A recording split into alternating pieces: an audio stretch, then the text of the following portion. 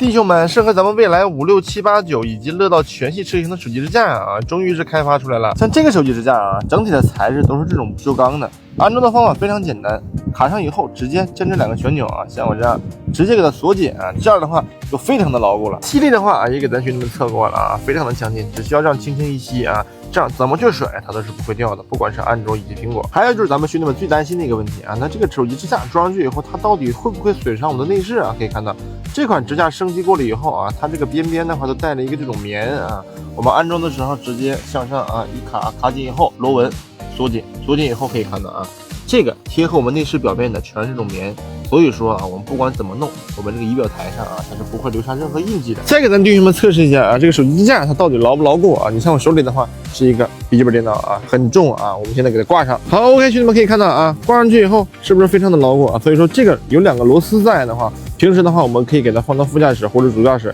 我们手里拎的一些外卖或者说一些零食、一些吃的啊，带汤的。我们可以直接给它挂到这个上面啊，也可以当一个小挂钩来用，好吧，兄弟们。然后这个就是咱们蔚来以及乐道所有车型的手机支架啊，都是可以使用的。需要的话可以按照自己的车型啊去选择就可以了啊。